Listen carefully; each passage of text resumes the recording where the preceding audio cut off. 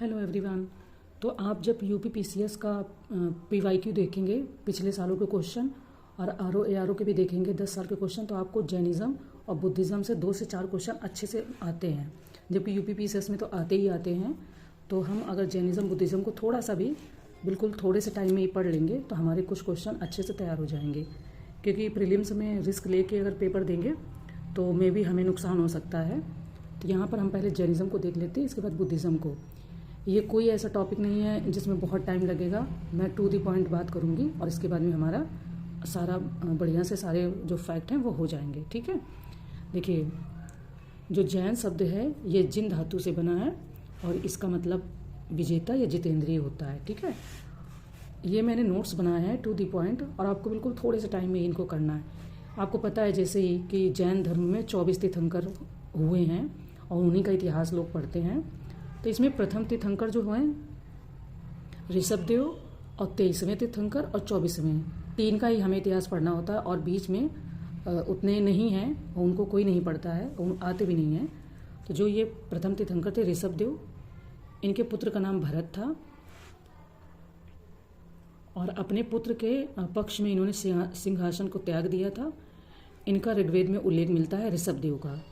जैसे ये ऋषभदेव हैं, पहले तीर्थंकर हैं कि नहीं, तो इनका उल्लेख आपको ऋग्वेद में मिलता है, क्योंकि ऋग्वेद पहले आए थे तो उसमें भी इनका उल्लेख मिलता है। इसके बाद में जो आपके 22वें तीर्थंकर हैं अरिष्टनेमिका, उनका भी उल्लेख ऋग्वेद में मिलता है।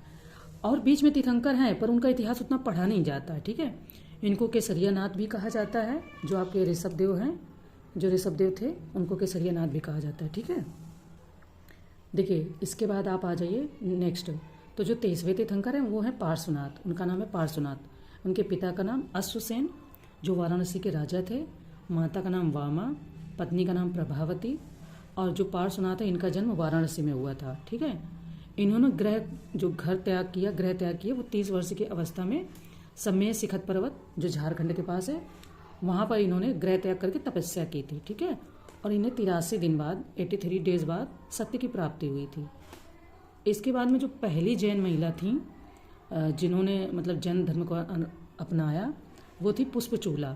जैसे बौद्ध धर्म में पहली कौन थी, तो गौतमी माता थी, उन्होंने ही बौद्ध धर्म को पहले अपनाया था।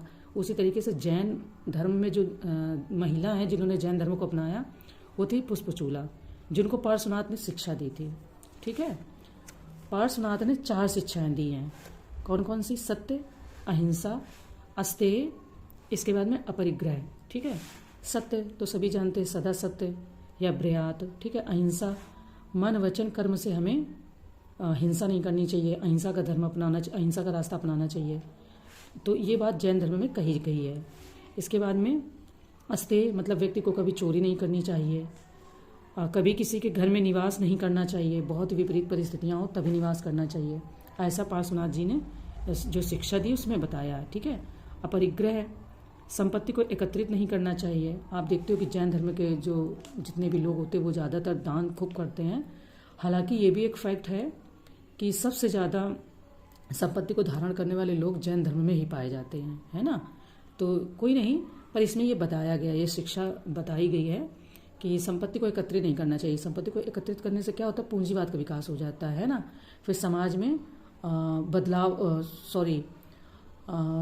कह सकते हैं कि मतलब खाई आ जाती है गहराई की, गरीब तबका गरीब हो जाता है, अमीर अमीर हो जाता है, संपत्ति कुछ लोगों के पास चली जाती है। तो ज़्यादातर उसको यही कहा जाता है कि संपत्ति को मतलब कि रोटेट होना चाहिए, समाज में हर व्यक्ति के पास पहुंचती रहनी चाहिए, ऐसी बात भी इसमें कही गई है।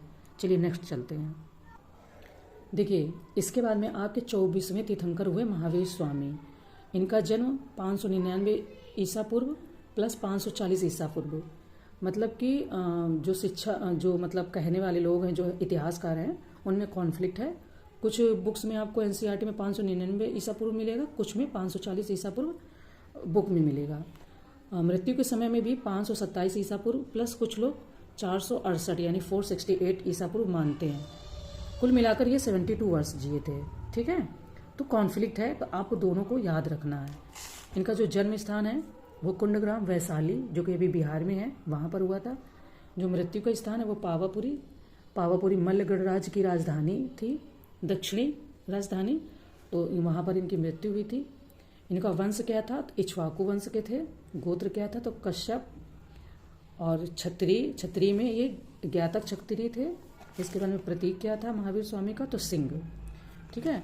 और जैसे कि कहते कि इनके बचपन का नाम क्या था, तो इनका बचपन का नाम वर्धमान था। आपने पता ही होगा ज़्यादातर लोगों को। इनके पिताजी का क्या नाम था? तो सिद्धार्थ, श्रेयास्म, यशास्म, ये 3 नाम मिलते हैं, जिसमें से ये नाम पूछा गया है कि किससे, मतलब ये किसका नाम है। ठीक है। माता का नाम त्रिशला विदेह दत्ता हितकारिणी। ठीक है। और इनकी बहन का नाम सुदर्शना था। महावीर स्वामी की बहन का नाम सुदर्शना था। महावीर स्वामी की पुत्री का नाम अड़ुज्या या प्रियदर्शना था। ठीक है।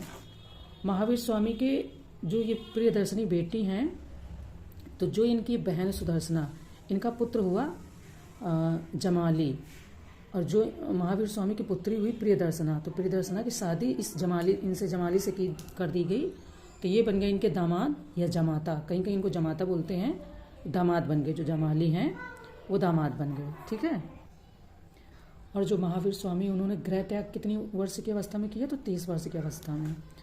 महावीर स्वामी को ज्ञान की प्राप्ति कब हुई? तो 42 वर्ष की अवस्था में। तो यानी 30 वर्ष के थे तभी इन्होंने गृह त्याग किया, 42 वर्ष के हुए तो इन्हें ज्ञान प्राप्त हुआ। तो यानी कि इन्हें 12 वर्ष का समय लग गया ज्ञान प्राप्त करने में, है ना, तपस्या करने में। इन्होंने जो प्रथम उपदेश दिया वो अर्धमगधी भाषा में दिया। प्रचार प्रसार इन्होंने 30 वर्ष तक किया। तो फ्रेंड्स, हमें सिर्फ इतने पॉइंट्स को पढ़ने में, जो पहले का पेज और इतने पॉइंट्स को पढ़ने में हमें 2.5 घंटे लग गए। ऐसा नहीं है कि किसी कोचिंग में कोई टीचर पढ़ाता है तो सब बिल्कुल टू दी पॉइंट पढ़ाता है या सब बिल्कुल गलत पढ़ाता है। बहुत से टीचरों का पढ़ाने का तरीका अलग होता है, पर इतनी चीज़ को समझने में और इतने पॉइंट्स को लिखने में 2.5 घंटे की क्लास लगी थी। ठीक है। तो मैंने आपको सिर्फ ये 7 से 8 मिनट में बताया है। आप इन पॉइंट्स को ऐसे नोट करते जाएंगे और इन्हें 3 से 4 बार अगर रिवाइज कर लेंगे तो इनमें से आपके 2 से 3 क्वेश्चन अगर आएंगे तो आपका कहीं नहीं गलत होगा। वो दे देते हैं कि महावीर स्वामी का जन्म कहाँ हुआ, या फिर देखिए महावीर स्वामी का जन्म पावापुरी मल्ल गणराज की दक्षिणी राजधानी में हुआ, पर वो दे देंगे ऋषभदेव का जन्म कहाँ हुआ। वहाँ पे पावापुरी भी दे देते हैं और वाराणसी भी दे देते हैं, और वहीं पर मतलब कि 2 ऑप्शन और बना देते हैं। तो इस तरीके से, तो अब ये पॉइंट्स आप नोट कर लीजिए जितने मैंने बताए हैं, और आपका अच्छे से हो जाएगा। ठीक है। Thank you.